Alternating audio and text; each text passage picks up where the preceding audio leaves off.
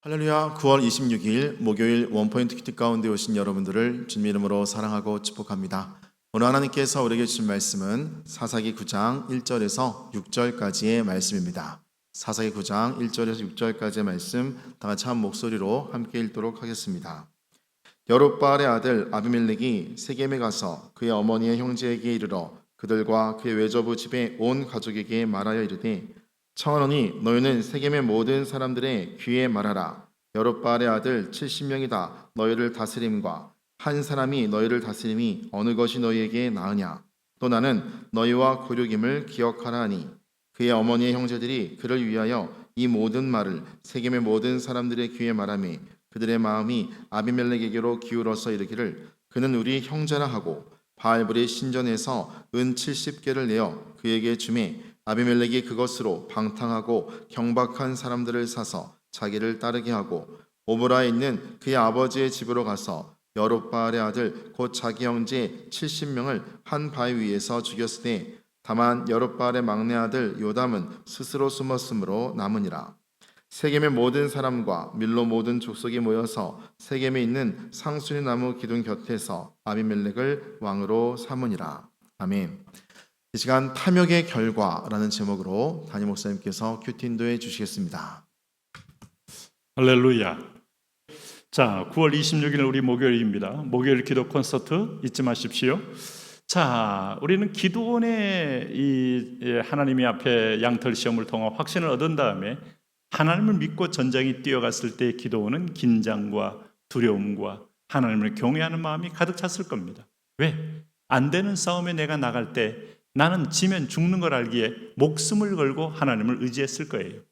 놀랍게도 보리떡 같은 기도원은 미디안 군대를 부수면서 영광의 승리를 쟁취했습니다.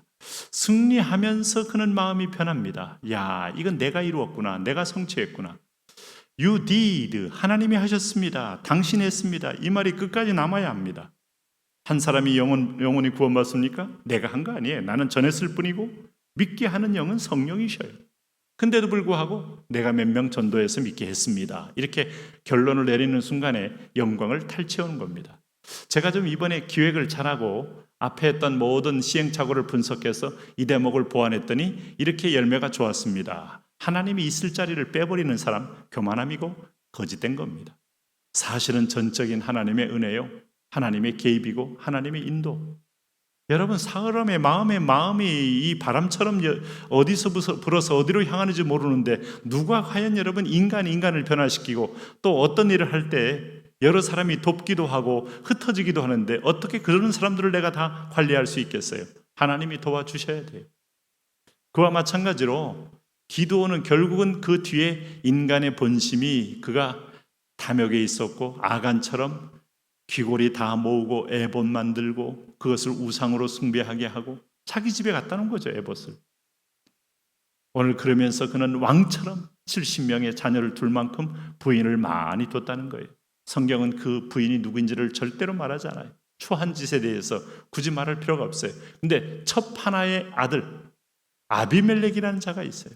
결국 이 자가 그 기도원의 탐욕의 열매로서의 마지막 죄악을 행합니다. 이게 그 집안의 몰락의 하나의 과정이에요. 내가 너에게 줄 것은 없다. 오늘 하나님이 너와 함께하는 약속의 말씀뿐이다. 이렇게 해서 신앙을 전수했던 아름다운 믿음의 가문이 미국에도 있고 한국에도 있지 않겠어요? 그럼 그 아들이 여러분 오늘 여호와를 경외하는 자가 세상에서 그렇게 헐벗고 굶주린 자가 됐을까요? 나중에 성공 미담 속에 아버지가 주신 부모가 주신 유산은 이것뿐이었습니다 하는 자들이 우리 주변에 더러더러 나오지 않습니까? 그런 분도 있는 반면에 이름은 하나님을 위하지만 실제로는 탐욕만 가득 남긴 이 집안은 몰락하게 됩니다. 여기 1절에 여룻바알의 아들 아비멜렉이 세겜에 가서 세겜이 누구예요? 세겜은 바로 이런 기도원의 고향 아닙니까? 그는 첩이기 때문에 여기서 못 살다가 그의 첩이 그러니까 전국적으로 있어요. 보니까 그의 어머니의 형제에게 이르러 그들과 그의 외조부의 집안 온 가족에 말하 이르되 이 자가 욕심도 많고 또 이렇게 사람들을 갖다 이렇게 마음을 흔들어서 자기 편 만드는 교원 영색이 능한 자다 이렇게 볼 수 있어요. 뭐라고 했습니까? 2절에 청하노니 너희는 세겜의 모든 사람들의 귀에 말하라. 세겜에 있는 누굽니까? 기드온의 일가 친척 자식들이죠. 여룹바알의 아들 70명이 다 너희를 다스림과 한 사람이 너희를 다스림이 어느 것이 너에게 나으냐? 기드온 집에 있는 모든 그 아이들 가운데서 70명이 했다 했을 때 여러분 본처의 자식들 70명 또 뭐 후처 뭐 후궁 쭉 이어지는데 여긴 첩이기 때문에 순위상으로 훨씬 밀려 있죠. 그러나 욕심 많기 때문에 가서 흔들어대는 겁니다. 70명이 분명히 아마 동분서주할 것이고 아마 중구난방이 될 것이고 배가 산으로 갈 것이고 난리가 날 것이다. 상식적인 논리는 늘 맞는 얘기를 해요. 그렇기 때문에 이 자체가 하나님이 원하는 거냐 기뻐하는 거냐 본질에서 어두울 때는 상식에서 다 사람들은 넘어지는 겁니다. 그래서 어느 사람이 한 사람이 낫겠냐 70명이 낫겠냐 당연히 한 사람이죠. 그랬더니 3절에 보세요. 그의 어머니의 형제들이 그를 위하여 이 모든 말을 세겜의 모든 사람들에게 말하며 그들의 마음이 그래 그도 기드온의 씨를 받은 자인데 그가 탁월하면 그가 와서 다스리고 정리하는 게 낫지 하고 아비멜렉에게로 기울어서 내가 여기 삼촌이고 사촌이고 있다가 너무 시끄럽다가 이 집안 망하는 걸 보기 싫어. 뛰어난 사람이 있나 보다 하고 이르기를 그는 우리 형제라. 남도 아니고 형제인데 그가 왕이 되는 게 좋지. 왕은 언제부터 세워졌어요? 기드온이 실제로 왕 노릇했기 때문에 아비멜렉이 아버지는 왕이다 하는 이름으로 그는 그러니까 어릴 적부터 그는 이미 첩의 자식으로서 혁명과 어떤 면에서 보면 이 기득권을 가진 형제들을 쓸고 자기가 왕이 되겠다는 생각을 했었다고 볼 수 있죠. 네? 아비가 그렇게 여러분 이 여자를 많이 두고 있는데 거기서 나온 아이들이 정상적인 생각을 하고 자라겠습니까? 누굴 죽여야 내가 올라가고 누굴 없애야 내가 최종적으로 권력의 정상에 선다 하는 생각 하지 않겠습니까? 앞에 있는 그 에웃이나 삼갈이나 드보라를 생각했을 때는 굳이 이런 일을 하지 않아도 되지만은 오늘 자기들이 지금 스스로 뭔가 이룬 열매인 것처럼 착각하는 유산이 넘어가면서부터 인간의 힘으로 죽이고 내가 생겨는 새로운 바알 왕국을 만드는 거예요. 이게 하나님의 백성은 하나님이 직접 통치한다는 거 아니겠습니까? 4절에 보니까 바알불이 신전에서 은 70개를 내어 70개를 내어서 한 명 죽이는데 하나씩 은을 준다는 아마 걸었다고 봐요. 70개와 형제들 70명을 죽인 걸 보니까 아비멜렉이 그것으로 방탕하고 경박한 사람들을 사서 돈 주고 사서 오늘 오브라에 있는 그의 아버지 집으로 가서 여룹바알의 아들 곧 자기 형제 70명을 한 바위에서 죽였더라. 아마 무슨 잔치를 하고 뭔가 여러분에게 의견을 구하고 싶습니다 하고 모이게 해놓고 이 뒤에 숨어 있다가 다 쳐 죽인 거죠.